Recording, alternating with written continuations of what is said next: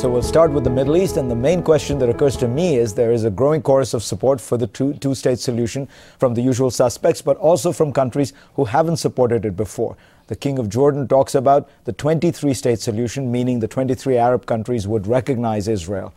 In fact, right now, there does seem to be only one major government that's holding out, that is Israel. Why? Before we get to this question, let me introduce my panel. Dominique Moisy is the founder of the French Institute of International Affairs and now a visiting professor at Harvard University. He's got a terrific new book coming out, The Geopolitics of Emotion, which I promised I would promote and just did. Gideon Rose is the managing editor of Foreign Affairs magazine. He served on the National Security Council during the Clinton administration. Fawaz Gerges is a professor of international affairs and Middle Eastern studies at Sarah Lawrence College. He has written a number of books. The most recent is The Far Enemy: Why Jihad Went Global. And Bret Stephens is the foreign affairs columnist for the Wall Street Journal. He used to hold the job editor-in-chief of the Jerusalem Post. Welcome to all of you. So Bret, what is the answer to my question? Why is it that you can get everybody now to say that they support the two-state solution? The one guy you can't get is Benjamin Netanyahu. When he's sitting with the President of the United States in the Oval Office, he won't give Obama that. It's a good question. In fact, in my column last week, I advocated that he endorse the two-state solution himself. I mean, that train left the station a long time ago.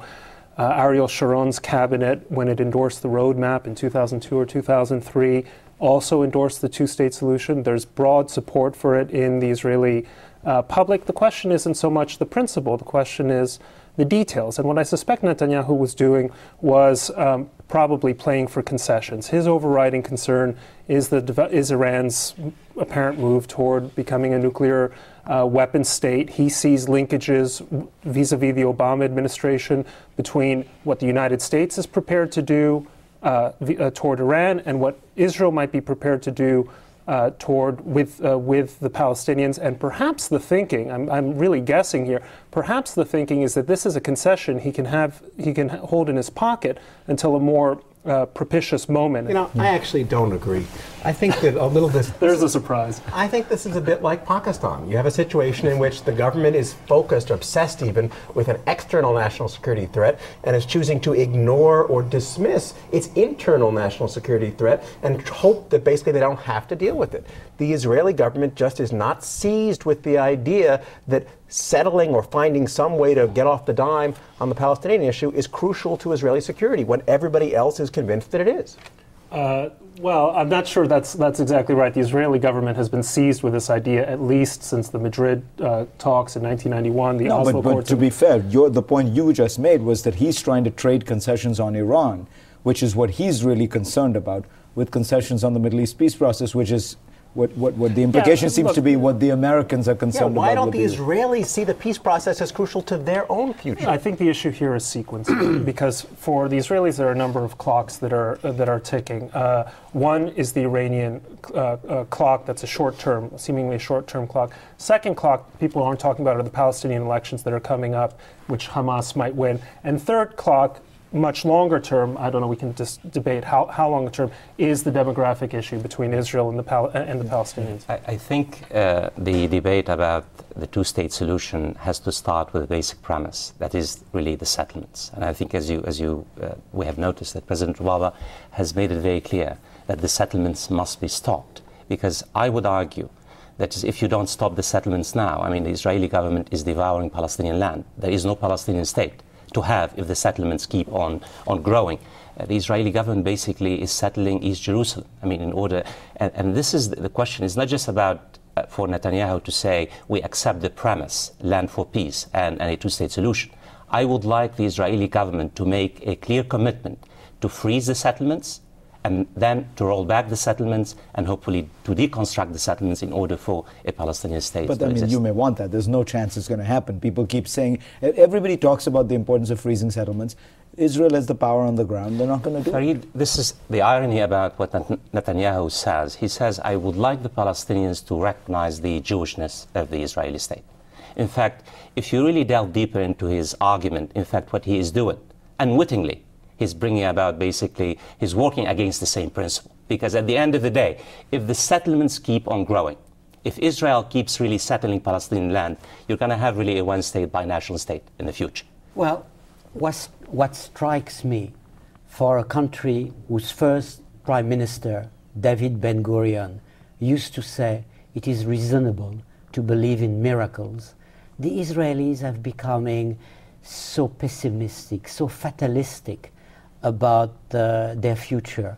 They say very often, well, of course, we should have a better system of electoral representation. Of course, we don't have the best government, but it doesn't matter. By the end of the day, there's no one to talk to. And they said the future is not about peacemaking. The future is about, in fact, maintaining the fragile status quo in which we live. And the status quo is in some ways comfortable for Israelis. And this is the most difficult thing to break. And so the problem is basically a problem of leadership. I mean, where is the Israeli leader that can say to the Israeli public, the security of Israel rests in the long run on the legitimacy of Israel? There are 13 million Jews in the world. There are 1,300,000,000 Muslims in the world. Israel needs allies, and Israel keeps alienating his allies. Well, to be fair, the problem of leadership is not just on the Israeli side. No, it's that's at true. least as much on the other side. Absolutely. And in fact, the Palestinians in a divided state of their own, with Hamas and the PA each controlling part of the Palestinian community, are not exactly making the moves they need to convince the Israelis to come on board. But it's precisely because I agree with your analysis, and I think that the Israelis need to make the first move, and it can't hurt them. What would stopping settlements or freezing settlements, what would it cost them except domestic political issues on the Israeli side? It could just get something going. I mean, do you have any problem with that? Well, I mean, I think Fawaz really made a fundamental point here. The Israelis are demanding, and I think absolutely rightfully so, that the Arab world recognize Israel as a Jewish state. That's how it was conceived. That's how it was recognized by the United Nations. That's how it was recognized by Harry Truman, and that's how the Arab world must recognize it. That's why the Arab Peace Initiative of 2002 is in some sense a dead letter, because it slips in the whole question of refugees. But the trade-off there is obviously the issue of settlements. If you're going to have a Palestinian state for Palestinians and for Palestinian refugees to return to, you need an Israeli state for Jews. But you can't make the argument, well then, the populations need to be in some ways intermingled. I mean, if you're going to make a one-state solution argument, then there can be no problem with the settlements in the West Bank and no longer in Gaza. So let me understand this bit. Am I hearing you say you're criticizing Netanyahu for not endorsing the two-state solution? You're coming out in favor of a freeze on settlements and perhaps even dismantling some to clarify where the geography and population are? I think you should start working for, I don't know, the Guardian of London rather than the Wall Street Journal. Don't get me wrong. My position remains, as ever, unchanged. But this is the fundamental point. I mean, the issue of settlements remains salient, and in some sense, the question of settlements the placing of settlements is a legitimate tactic if you have an Arab world that refuses to recognize Israel as a Jewish state. You've upped the ante a little. Bret, you've upped the ante a little bit on this Arab states recognize. They haven't said they won't. The Arab League declaration was basically says if you have a two-state solution, we'll recognize Israel as a.